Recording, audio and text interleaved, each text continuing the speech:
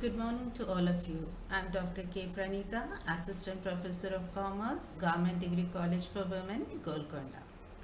All these days we have been learning various concepts of cost accounting. In this, we are learning now process costing. Here, in some industries, production is done in different stages. Each stage is called as process costing.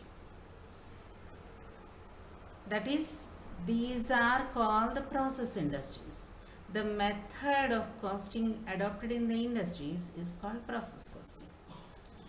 The main object of process costing is to ascertain the expenditure incurred in each distinct operation or a process through which a product passes through before reaching its finished stage.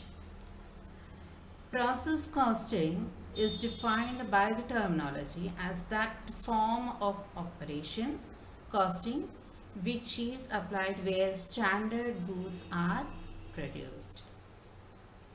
The process costing refers to the type of costing used in mass production industries such as chemicals, textiles, oil refineries, or otherwise paper, sugar, paints, etc. These industries produce standard and identical products.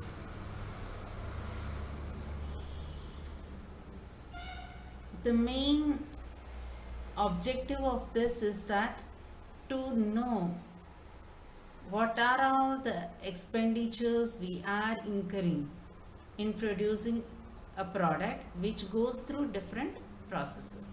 This is the main objective of maintaining process costing accounts, so that we will be able to know per unit cost incurred in each and every process.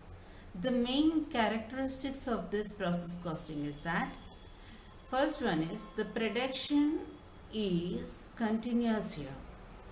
The final product is the process of different processes. The entire factory is divided into different processes. For each process, there will be a process account. Costs are collected for each process separately and charged to the entire process account. Separately, these costs are collected and then separately again they are joined together and then found what is the total amount of that particular product.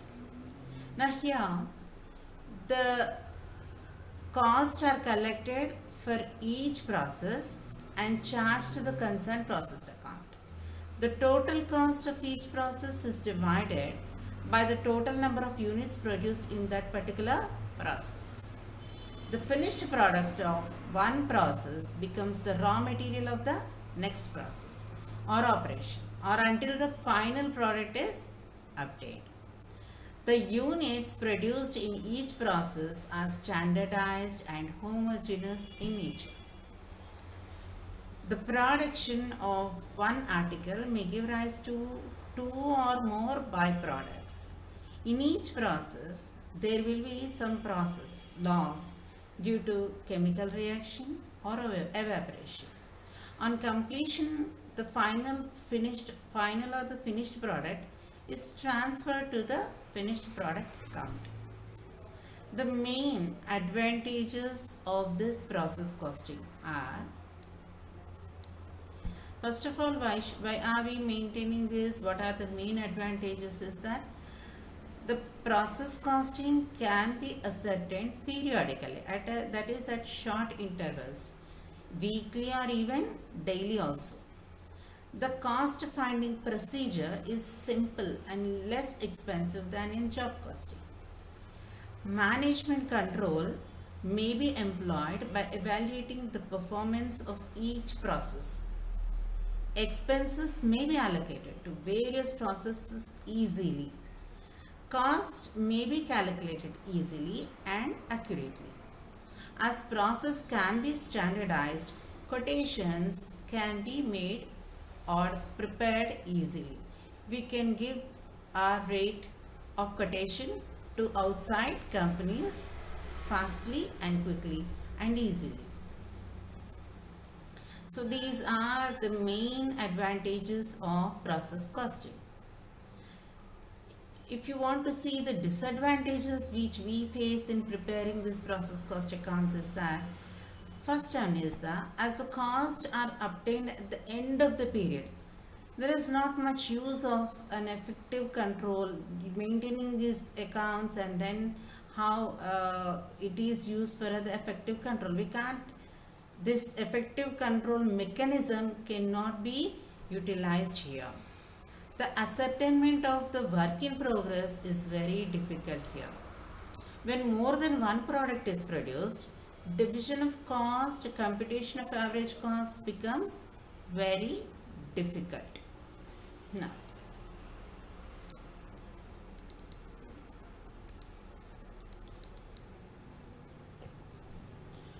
when we see what are job costing is there, process costing there. What is the difference between the process costing as well as the job costing? Costs are compiled process wise. Unit cost is ascertained by dividing the total process cost by the number of units produced. Whereas if we come to the job costing, each job is a cost unit. Costs are ascertained for each and every job. If we come to process costing, units produced are homogeneous and standardized. Whereas in job costing, units produced are non-standard in nature.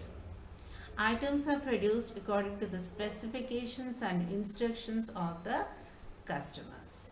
In process costing, production is done on a very large scale. Units are sent for stocks. Here in job costing, production is done against the orders of the customers. Here in the process costing, costs are computed for a specific period. Costs are ascertained for each process at the end of the financial year. Whereas in the job costing, costs are calculated as soon as the job is completed. In process costing, processes are very much interrelated.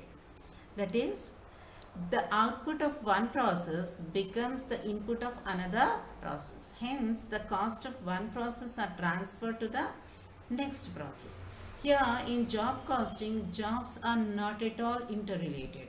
Cost of one job are not transferred to another job.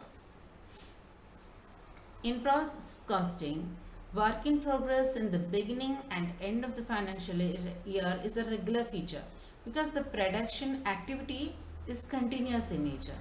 Whereas if we come to the job costing, there may be or may not be work in progress at the end of the financial year. In process costing, cost control is very much easy because this is a continuous process in nature. This is the products are standardized here. Whereas in job costing, cost control is a very much a difficult task. This is because even job or cost unit needs individual attention. Here in the process costing, volume of production is decided by the market forces, that is demand and supply. Whereas in the job costing, value of production is based on the orders received from the customers. Now, next one is the preparation of process cost accounts. For the purpose of cost accounting, process industries are divided into departments, each department representing a particular process. The essential feature of process costing is that a separate account is kept for each process.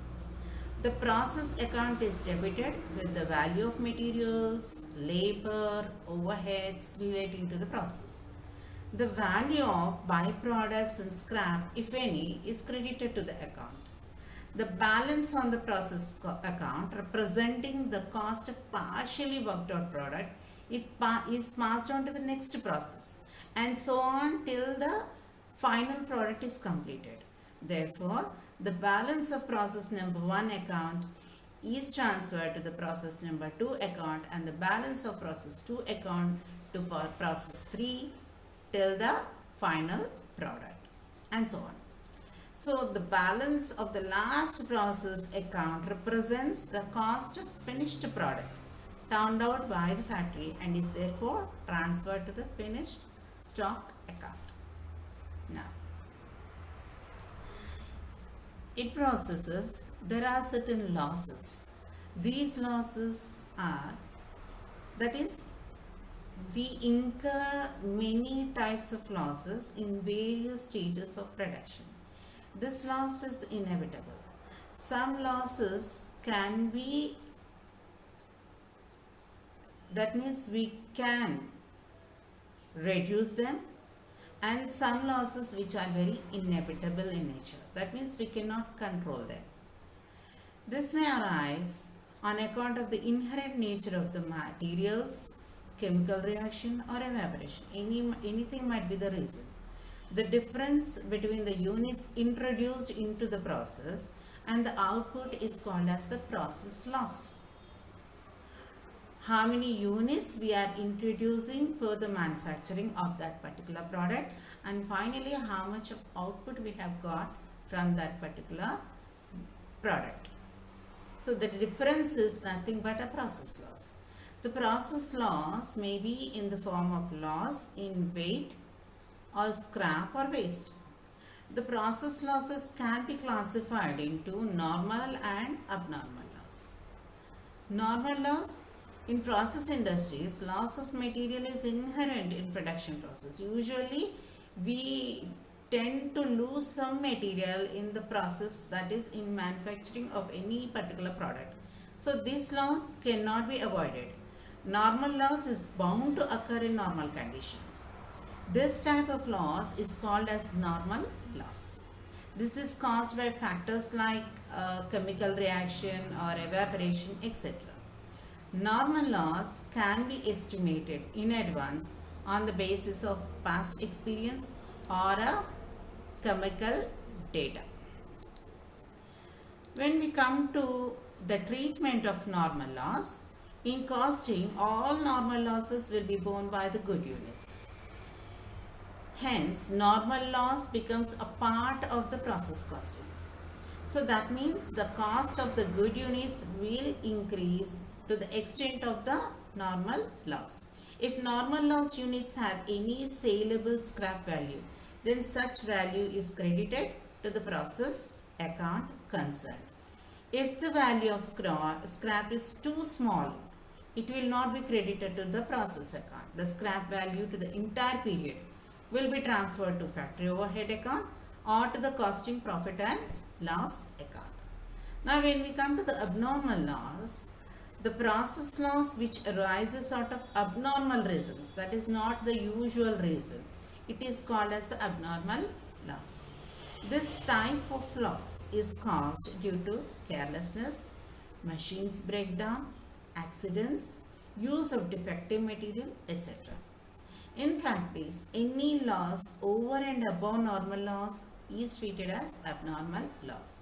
If proper care is taken, then such type of loss may be avoided.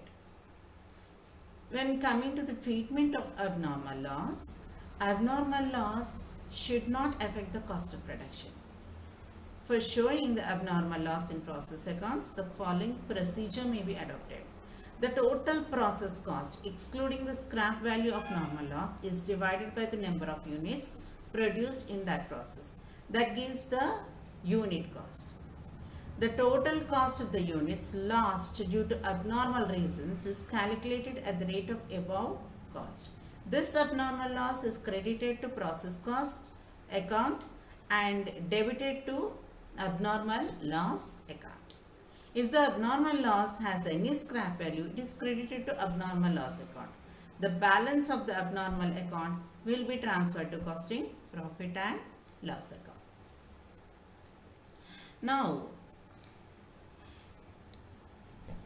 when we come to the process costing, there comes the terms byproducts and joint products.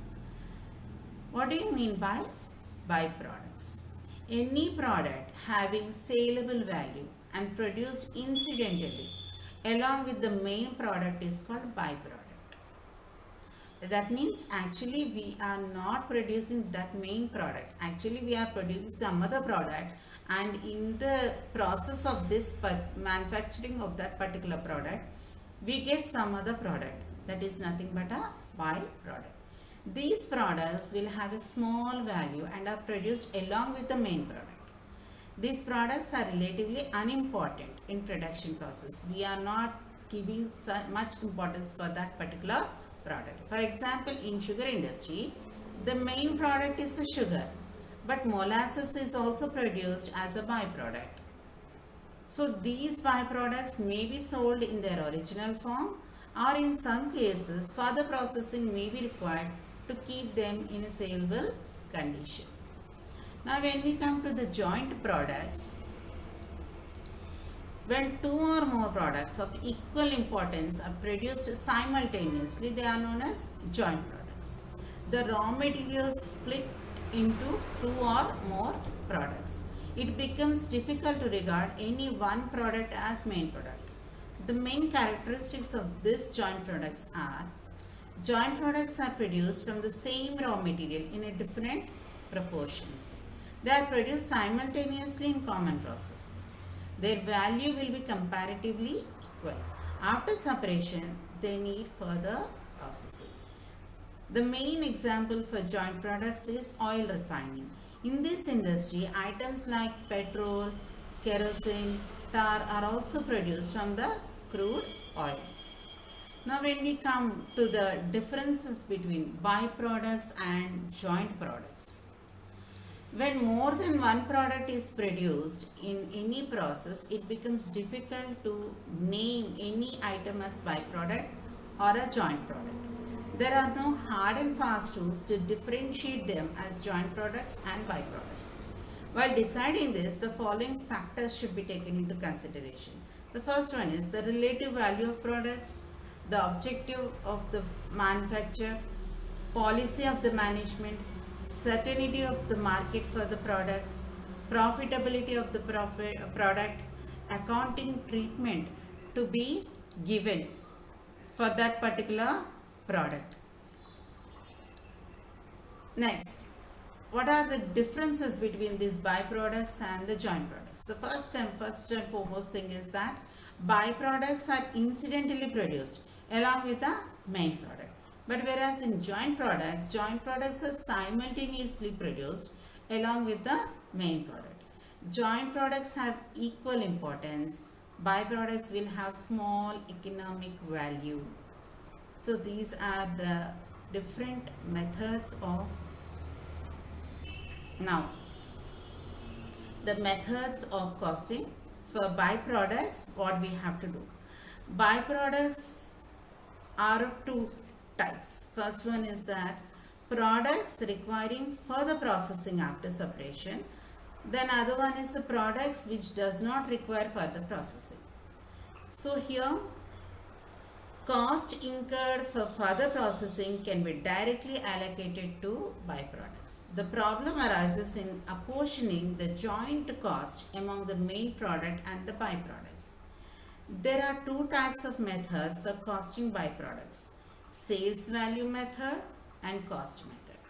In sales value method, costs are not assigned to byproducts. Any income which results from sale of byproducts is credited to other income account or the main product. Other income method, the sale value of the byproduct is treated as other income and credited to profit and loss account. It means the entire process cost will be borne by the main product. For the purpose of balance sheet, the inventory value of byproducts is 0. The other method is that deduction of sales value of byproducts from joint products. In this method, the sales value of the byproducts is deducted from the total cost. The closing stock is valued at sales price. One more method is that credit process account by sales value of byproduct and product less selling and distribution expenses. If the byproducts require selling and distribution expenses, these expenses are deducted from sales revenue and the net balance is credited to process account. One more method is there wherein under this method profit margin, that is further processing cost, and sales and distribution expenses are deducted from the sales revenue. And here the cost methods are, in these methods an attempt is made to apportion some portion of the joint cost to byproducts. The standard method cost method is that a standard cost is fixed for each byproduct.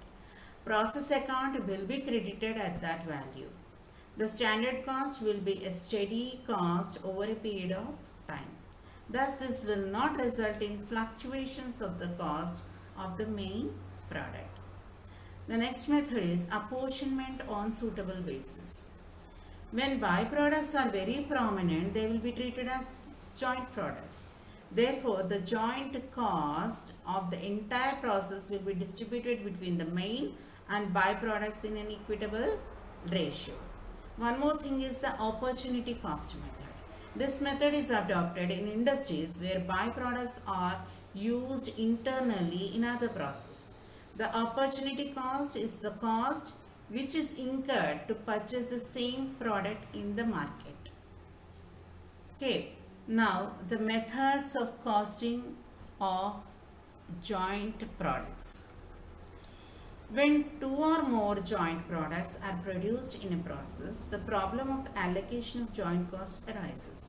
If proper allocation is not done, there may be many inconveniences, such as it becomes difficult to ascertain unit cost, pricing product is not possible, inventory valuation becomes difficult, determination of profit or loss on each line of product also becomes difficult. Therefore, a proper method or a system should be adopted in apportioning these joint costs. But these are not scientific in nature, so they give us only approximate results, that is any method if we are using.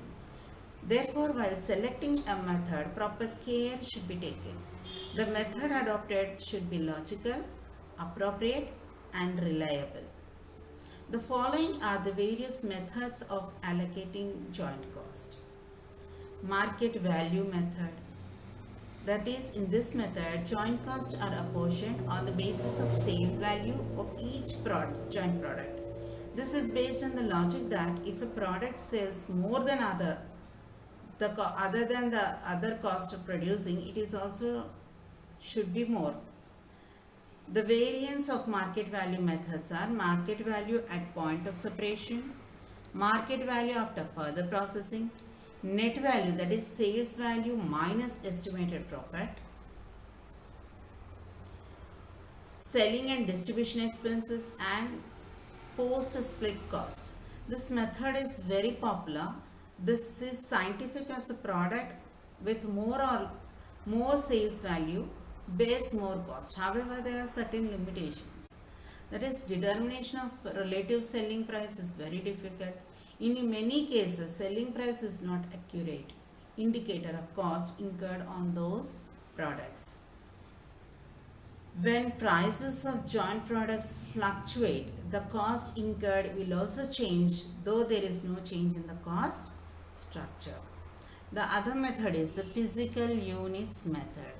In this method, the relative weight, volume, or a quantity of each product at the time of separation are ascertained.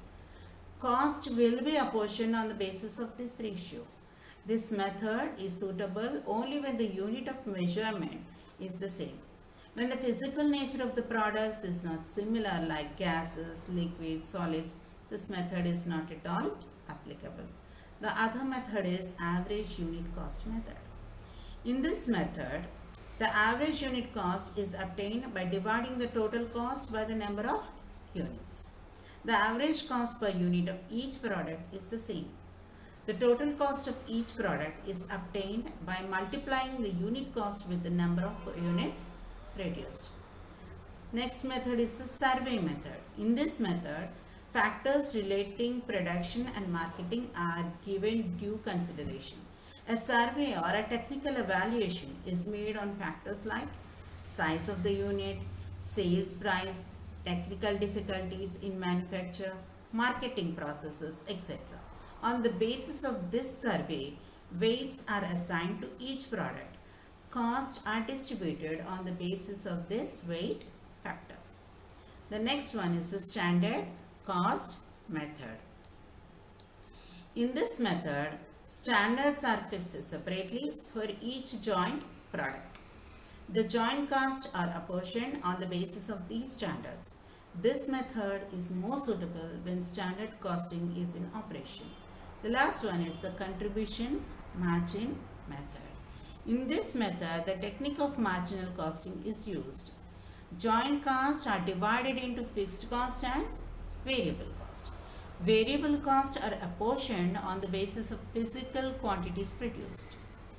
Fixed costs are distributed on the basis of the total combination made by various products. So, these are the methods of accounting for joint products. Now, important terms and their accounting treatment that is done in process costing. First one is the scrap. This is incidental residue which arises in the manufacturing process. Usually, the amount and value of scrap is low. This can be sold away without further processing.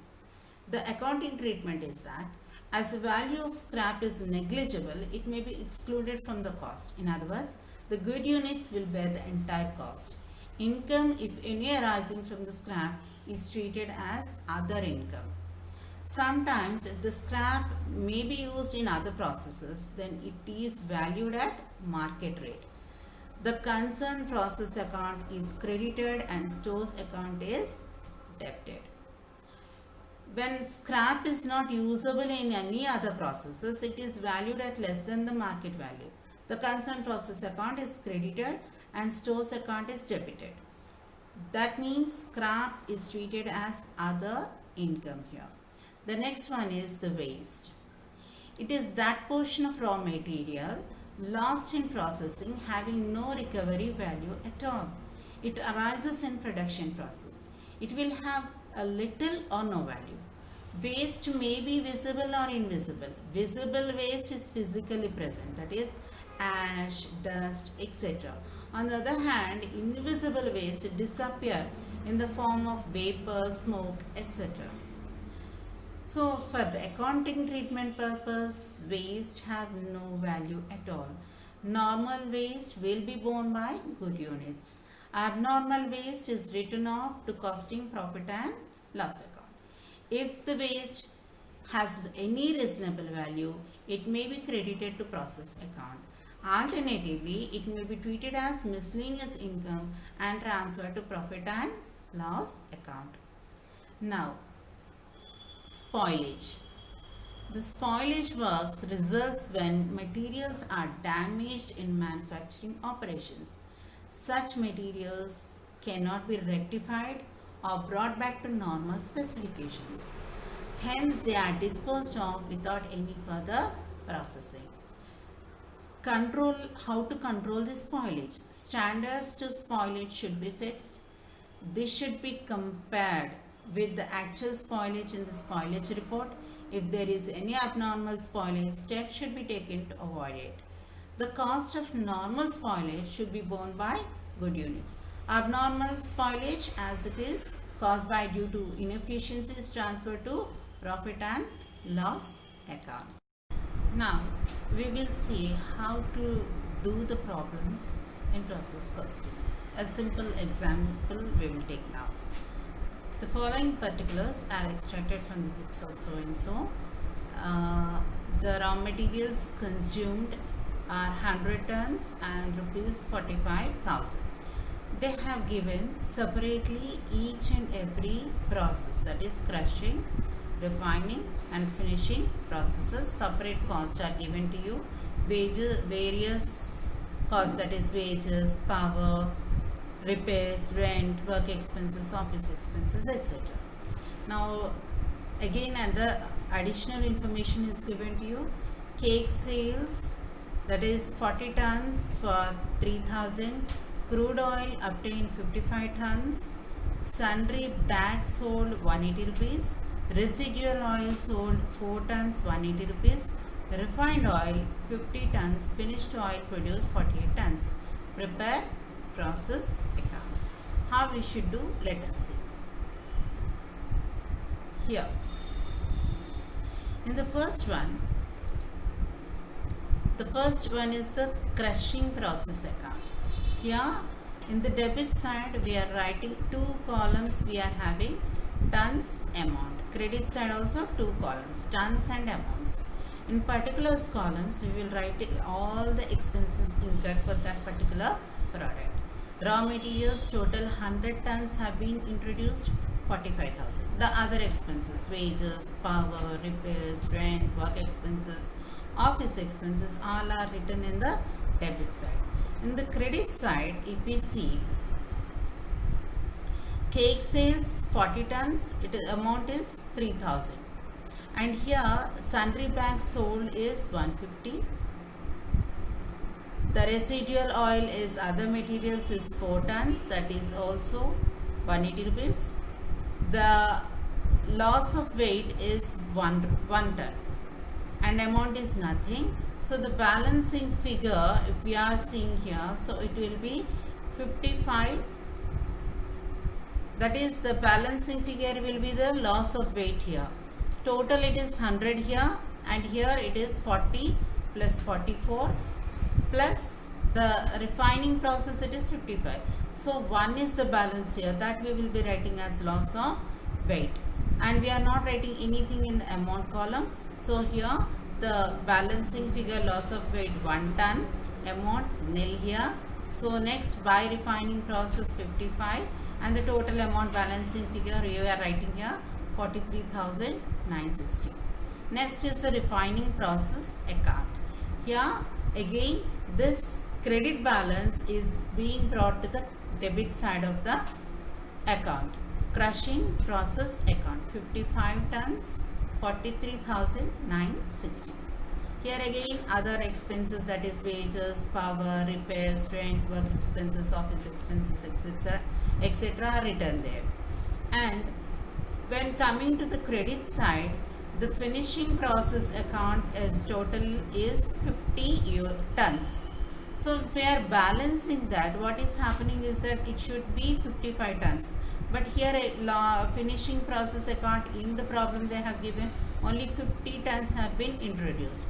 So the remaining will be, I have shown in the pink line, that is the loss of weight. How many tons? It is 5 tons here. And the amount we are not writing anything, nil we are mentioning here. And then next, balancing, total we are balancing here 45,940. There also we are writing the same amount. Next one. So finishing process account, this is the last account of the process account, and the credit balance of the refining process account will become the debit balance of the opening balance for the finished process account. To refining process account, 50 tons have been introduced here, 45,940 is your amount. The other expenses, wages, pass, repairs, rent, work expenses, office expenses have been given here.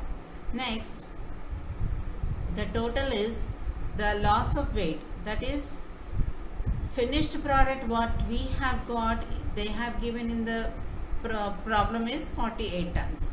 So total introduction is the 50 tons here, and here the finished product is 48 tons here. So the remaining, it is 2 tons is the loss of weight, which I have shown in the pink line there. So amount also we are not writing anything, nil, and once we balance it will be 47,860. So this is the way how you are going to show in a process account various expenditures. I think you understood this. Thank you very much.